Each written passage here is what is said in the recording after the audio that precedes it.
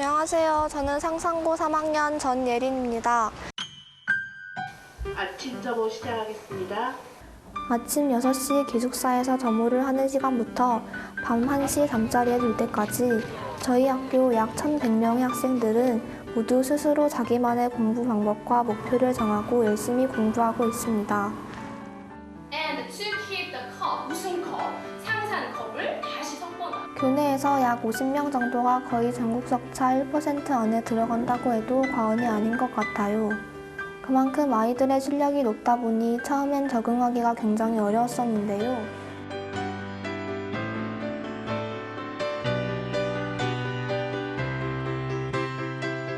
그 중에서 제가 가장 고민했던 과목은 바로 영어인데요. 제가 찾아낸 공부 방법 한번 들어보실래요?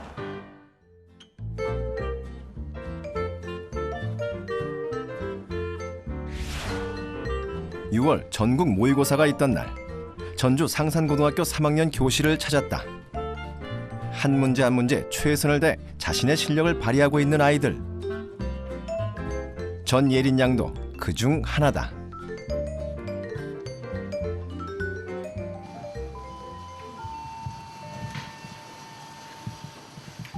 드디어 하루 종일 치러진 모의고사가 끝나고 오늘의 시험 결과를 확인하는 시간. 아이들이 분주하다. 예린 양이 가장 신경 써서 채점한 과목은 바로 외국어 영역. 지난 모의고사에선 만점을 받았는데 오늘은 아쉽게도 한 문제를 놓치고 말았다. 어떤 문제 틀렸어요, 외국어? 주제 찾는 문제인데 그 시간 때문에 쫓겨가지고 빨리 풀다 보니까 이렇게 추측하면서 넘겨짚어가지고 반대로 아예 이해해서 틀렸어요. 채점이 끝나자마자 자신의 오답 문제를 꼼꼼히 확인하는 예린 양.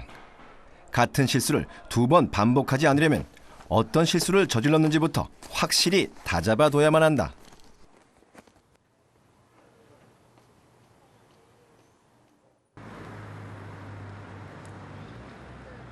그날 오후 기숙사에서도 대화 주제는 온통 시험 얘기다. 전국 1, 2% 안에 들어갈 만큼 공부를 잘하는 아이들이지만 그래서인지 더욱 성적에 민감할 수밖에 없는 상산고 아이들. 끝나고 보면 완전 진짜 바보. 가사를 쳐. 왜 이걸 읽었어? 안 그래도 나 지금 더 떨어졌네. 우수한 아이들끼리 모여 하나급 내에서도 늘 경쟁을 해야 하니 어찌 보면 당연한 일이다. 여기 와가지고 좀 나보다 훨씬 잘하는 애들도 많고 그렇군 해가지고 겸손 같은 것도 배우고 더 열심히 해야겠다는 생각도 들고 좌절도 배우고. 자절도 배우고. 경쟁을 통해 알게 된 좌절감. 예린 양도 예외는 아니었다. 중학교 때까지는 시험 보면 거의 다 100점 맞고 그랬었거든요. 근데 중간고사 처음 딱 봤는데 점수가 말이 아닌 거예요. 고교 입학 후 첫 시험. 중학교 때보다 더 많은 준비와 굳은 각오로 시험에 임했다고 생각했었다. 하지만 그 결과는 충격적이었다. 단 한 번도 받아본 일이 없었던 점수. 기말고사 때 만회하기 위해 더 열심히 공부했지만 역시 내신 6등급을 벗어나지 못했다. 나보다 잘하는 애들이 정말 많구나 이런 생각. 여기에 있는 많은 의사들처럼 그렇게 애들도 많고 저보다 잘하는 애들도 훨씬 많은데 그 속에서 더 올라가지 못하면 어떡하지 이런 걱정도 많이 들고. 하지만 포기할 수는 없는 일. 어떻게든 방법을 찾아야 했다. 무조건 바꿔야겠다고 생각했어요. 제가 공부 방법을 바꾸지 않으면 학교에서 살아남을 수 없겠구나 이렇게 생각했어요. 1학년 2학기 영어 내신 시험부터 잡아나가기로 결심한 예린 양. 그때부터 공부법에 대한 고민이 시작됐다. 이거는 제가 1학년 때 충격을 받은 다음부터 새로운 공부 방법을 개발해서 만든 노트들이에요. 1학년 때 처음에는 이렇게 그냥 쓰기만 하고 색깔로 바꿔가면서 쓰면서 썼고요. 그리고 이 방법은 잠깐 시도했던 건데 이렇게 영어를 다 적어놓고 밑에를 비워서 해석을 적거나 그리고 여기 같은 경우는 해석만 적어서 밑에 영어로 이렇게 다 써보려고 했는데 하나하나 문장을 전체를 외우기가 좀 힘들어서 네, 이렇게 그 이후로는 쓰지 않았고요. 예린 양의 목표는 바로 지문을 정확히 공부하는 것. 이를 위해 여러 시도를 거듭했다. 지문 필사는 물론 한글 해설만 써놓고 지문을 암기해 영작하듯 적어보는가 하면 주요 구문만 비워져 있는 빈칸을 만들어 완성해 보기도 하고 지문 필사 후 주요 구문을 따로 정리해 암기하는 형태도 시도했다. 하지만 모두 만족스럽지 못했던 예린 양. 지문 필사의 효과를 극대화할 수 있는 뭔가 다른 방법이 필요했다. 이렇게 고민하던 중에 이제 영어뿐만 아니라 다른 과목도 공부하잖아요. 수학 공부를 하다 보니까 원래 수학은 이렇게 반 접어서 왼쪽에는 문제를 풀고 오른쪽에는 이렇게 다른 막 이렇게 다시 봐야 할 문제나 틀린 문제 위주로 이렇게 정리를 했었는데 그 방법이 좋게 막 한눈에 딱 들어올 수 있으니까 좋다는 생각이 들어서 아, 영어도 이렇게 해보면 어떨까 하는 생각에 수학 노트에서 힌트를 얻어 또 다른 정리법을 시도한 예린 양. 이게 제가 영어 공부 방법을 바꿔서 만든 필사 노트예요. 노트의 한 페이지를 반으로 길게 접은 뒤 왼쪽엔 지문을 필사하고 오른쪽엔 주요 구문과 문법을 정리해 놓은 형태. 고2 이후 줄곧 이 형태를 사용하고 있다는데 예린 양이 느끼는 효과는 어떤 것일까? 전에는 그냥 전체 문맥만 훑고 안에 있는 막 그 세세한 부분까지는 그렇게 크게 공부해서 막 신경 써서 공부하지 않았는데 이제 공부법을 바꿔가면서 이제 전체 그 문맥 플러스 안에 있는 문법이랑 어휘 그런 걸 더 제가 모르는 부분 더 체크하면서 그리고 아는 거라도 다시 더 보충하면서 다시 복습하는 그런 기회가 있으니까 그래서 더 정확성도 높아지고 수능 대비도 덩달아 더 잘 되고 네, 그런 점이 좋은 것 같아요. 전체 문맥은 물론 문법 사항에서 어휘까지 정확히 공부할 수 있다는 예린 양의 필사 노트 만들기. 우선 수업을 경청하며 필기를 남겨두고 제 영어 필사노트 만들기 첫 번째 단계는 그날 배운 내용을 다시 한번 눈으로 그냥 빠르게 훑어보는 거예요. 오늘 이만큼 나갔고요. Man is not destined to vanish. 그날 배운 영어 지문들을 문맥과 함께 수업 내용까지 상기하며 빠르게 읽어본 후 지문을 옮겨 적을 노트를 준비하고 한 페이지를 반으로 길게 접는다. 다음은 지문을 그대로 옮겨 적을 차례. 반으로 접은 노트의 왼쪽 편 부분에만 지문을 그대로 옮겨 적는다. 이때 지문을 옮겨 쓰면서 다시 한번 전체 문맥을 파악하는 것은 물론 한 문장 한 문장 정확하게 문장 구조부터 의미까지 파악해본다는 예린 양.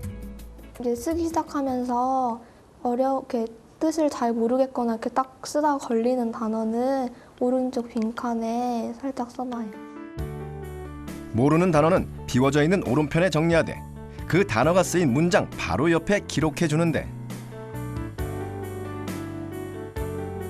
이렇게 모르는 단어를 해당 문장의 옆에 써주면 자신이 주위에서 공부해야 할 문장이 자연스럽게 표시되기 때문이라고. 이제 왼쪽에 있는 지문을 보고 그리고 교과서랑 비교하면서 선생님이 체크해 주신 문법이나 그런 거 표시하고 오른쪽에 구문 옮겨 적는 거랑 단어 체크하는 거예요. 수업 시간에 배웠던 주요 내용까지 정리를 마치고 나면 파란색 볼펜으로 필사한 지문에 끊어읽기 표시를 남기며 꼼꼼하게 지문을 정독하고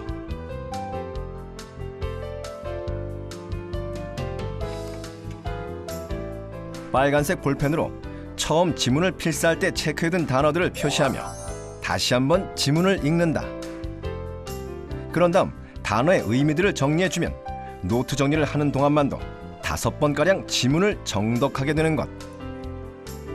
그리고 마지막에는 지금까지 쓰지 않은 색을 활용해서 주관식에 나올 만한 단어에 표시를 해두는 건데, 주관식에 주로 나오는 게 다른 내용을 보고 추론할 수 있는 단어나 그런 문장 같은 게 나와요.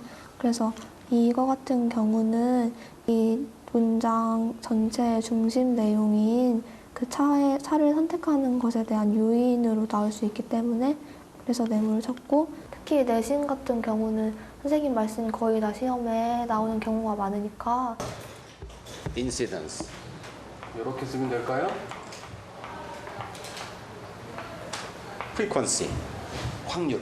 여기서 인시던스는 프리퀀시와 비슷한 단어라고 체크해 주셨고요. 한 단어 뭐 habit.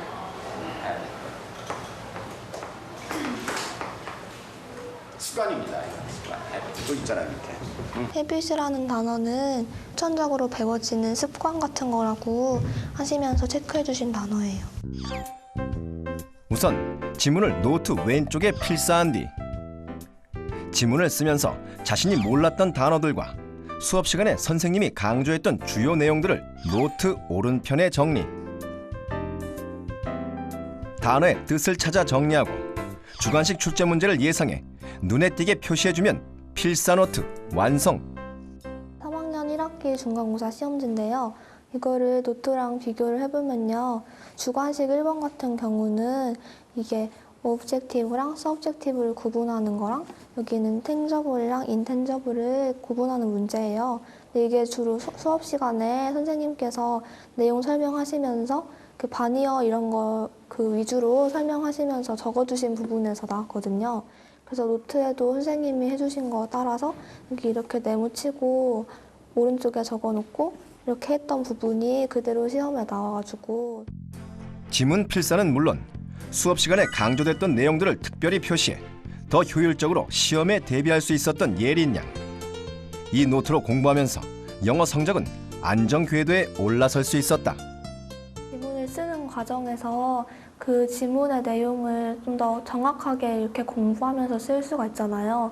그 문장 구조라든가 어휘나 문법 같은 거를 더 정확하게 볼 수 있고 아무래도 그리고 그걸 오른쪽에 따로 정리를 하면 다시 눈에 보기에도 편리하고 그래서 막 주관식 그런 부분들에 대비해서 더 확실하게 정리하고 한눈에 보기 편하게 들어올 수 있으니까 도움이 되게 많이 되고 그만큼 정확성도 높아지고 시험 점수도 오르고 그런 것 같아요.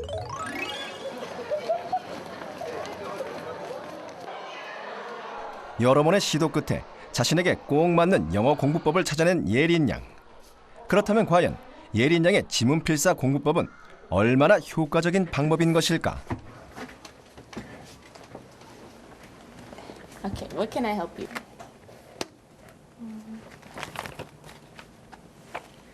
This is my notes. You're very busy. So this is what you always practice? Wow. Yeah.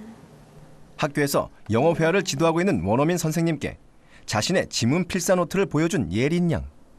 How do you think about my way? I think it's an excellent way. Yeah, because really, they say practice makes perfect, right? Especially if you are practicing specific scripts like this. A lot of these are really common sentence structures. So once you remember and you practice these sentences many times, it will be much easier for you to create your own because you just have to put in different words where they go. So I think this is a great way. Yeah, very effective. Good for you. Come back anytime. Okay, goodbye.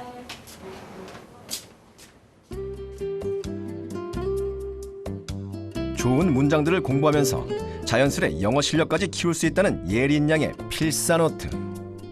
예린 양은 자신의 노트를 어떻게 활용하고 있을까?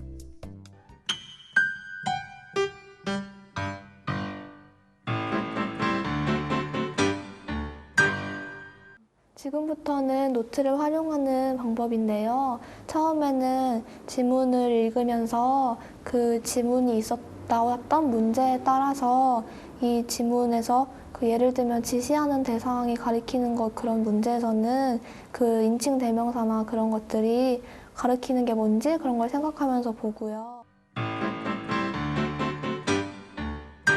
두 번째 단계는 이제 오른쪽에 있는 것들을 보면서 그 연습장에서 이렇게 오른쪽에 있는 것들을 한번 써보면서 외우는 단계예요. 수업 시간에 다뤘던 주요 내용과 자신이 모르는 단어를 정리한 부분. 지문 정독이 끝나면 오른편에 정리된 내용을 직접 손으로 써보면서 철자 하나까지 완벽하게 암기해 보는데 이때 해당 내용이 사용된 문장까지 함께 암기한다.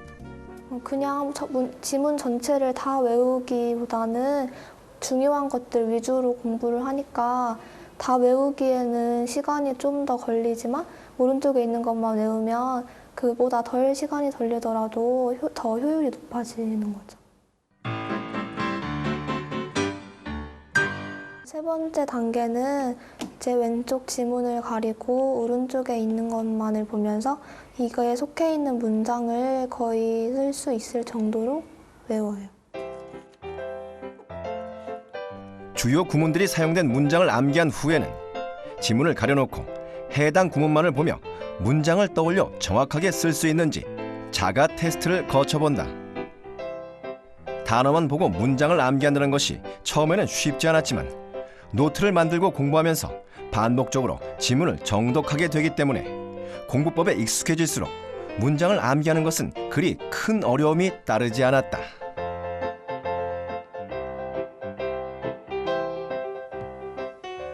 Pets must be confined on a leash or otherwise confined to restrict them to the campsite of the owner라는 문장인데 해석하면 이게 캠프장에서 애완동물들을 가죽끈으로 묶어서 이렇게 보호해야 한다는 이런 의미인데 이게 이 지문 전체의 핵심 내용이라서 문장을 외워야 할 필요가 있다고 생각해서 외운 거고요. 이 마지막은 직소 퍼즐에 관한 그 제시문에 대한 거의 첫 번째 문장으로 거의 주제문 같은 역할을 하는 거였어요. 그래서 직소 퍼즐이라는 핵심 단어가 나오고 그리고 제가 잘 몰랐던 인터락이라는 단어도 있기 때문에 이 문장들을 외움으로써 지문 전체를 외우기보다는 이런 핵심 문장이나 제가 몰랐던 단어 위주로 외우면서 더 효율성을 높인 거예요. 그렇다면 이렇게 문장을 필사하고 암기하는 공부법은 예린 양의 영어 실력에 어떤 영향을 미쳤을까? 우리는 예린 양이 지난 1학기 중간고사를 대비하면서 공부했던 노트 중 2페이지를 골라 제한 시간 내에 공부했던 내용을 확인할 수 있도록 했다.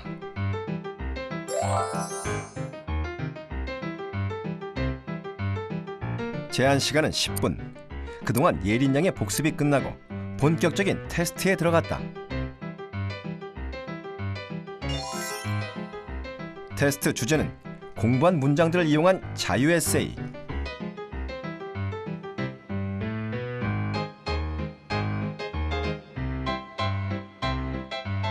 또박또박 차분하게 예린 양이 글을 써내려가기 시작했다. 예린 양이 선택한 주제는 바로 자신이 영어 공부를 위해 했던 노력에 관한 것. 30분이 채 지나지 않아 예린 양이 글쓰기를 마치고 자리에서 일어섰다. 예린 양은 이 글에서 어떤 문장들을 구사했을까?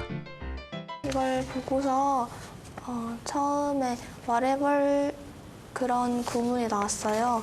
그래서 이걸 보면서 내가 배운 모든 것들을 다 막 써보는 그런 거랑 이렇게 거기에 이용할 수 있겠다 생각했고 그리고 이 두 번째 지문에서는 마지막에 이게 유머 감각에 대한 내용인데 그게 이 지문에서는 모든 사람들이 다 유머 감각을 갖고 태어나고 그것을 믿으면서 스스로 노력하면 얼마든지 웃긴 사람이 될 수 있다 이런 내용이었어요. 그래서 그걸 제 경우에 대입해서 저도 영어 성적이 안 나왔었지만 그걸 모든 사람에게 가능성은 있으니까 열심히 노력하면 영어 성적 올릴 수 있다 이런 그 문장이 활용할 수 있을 것 같다는 생각이 들었고요. 그렇다면 예린 양은 공부했던 문장들을 얼마나 효율적이고 정확하게 활용했을까? 우리는 예린 양이 지문필사 노트를 통해 얼마만큼 문장 구사 능력을 키울 수 있었는지 알아보기 위해 예린 양의 글과 노트를 비교해 보았다. 일단 이 학생의 글의 장점이라고 할 수 있는 것은 문장이 간결하다는 거, 그 다음에 문장이 다채롭다라는 거죠. 반복이 별로 없습니다. 군더더기 말도 별로 없고요.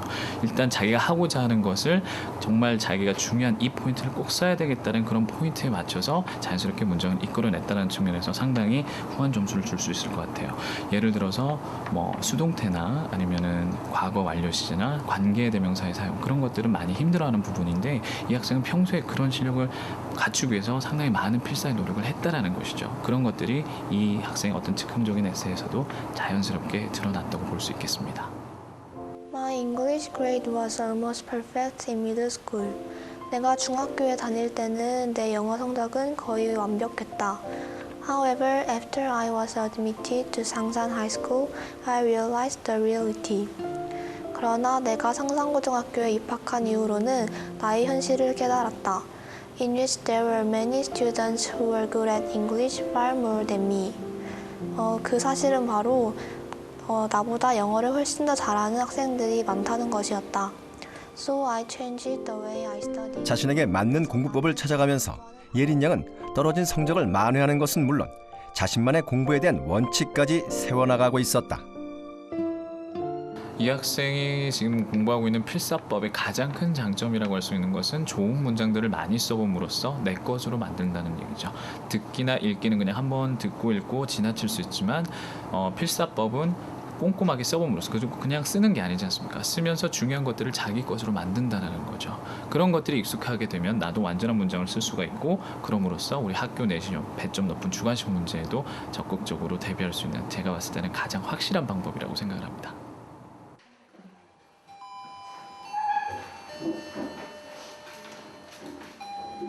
자율학습이 끝난 토요일 오후,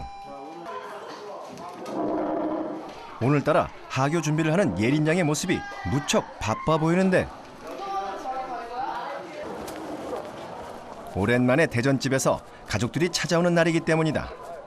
고3이 된 후 주말에도 가족들을 만나러 가는 대신 공부를 택했던 예린 양. 그래서인지 더욱 반갑기만 하다. 말랐다 너 요새? 그래? 이뻐졌어 지난번보다. 나 고기 안 먹어서 그래. 그래도 고기 가끔 먹어줘야 되는데 안 먹으면 안 되는데. 머리는 맑아져. 세뇌당해서 그래. 어머니, 아버지, 그리고 어린 동생까지 가족은 언제나 예린 양에게 가장 힘이 되는 든든한 지원군이다. 그냥 기쁜 마음으로 왔다가 갈 때는 조금 아쉽고 안쓰럽기도 하고, 그래서 잘해주고 있어서 큰 걱정은 안 해요. 페이스만 잊지 말고 조급해 하지도 말고 페이스대로만 가면 좋은 결과가 나올 것 같다는 생각이 들어요. 근데 공부하다 보면 이제 수능 시험까지 100여일. 오늘 가족들과의 이 시간을 떠올리며 남은 기간도 지금껏 그랬던 것처럼 한 발 한 발 최선을 다하리라 다짐하는 예린 양이다. 이제 수능이 얼마 안 남았는데 이제 짧은 시간 동안 정말 열심히 해서 영어뿐만 아니라 다른 과목도 더 이렇게 열심히 해서 꾸준히 페이스 유지하고 끝까지 놓지 않고, 그다음에 수능에서 최고로 좋은 성적을 내도록 해서 이제 경영학과 가서 회계사나 그런 쪽으로 제 꿈을 꼭 이루고 싶어요. 지금껏 수십 권의 영어 노트를 만든 예린 양. 그 속에서 예린 양이 가장 열심히 공부한 단어는 바로 꿈, 그리고 노력. 결코 잊지 않을 그 두 단어일 것이다.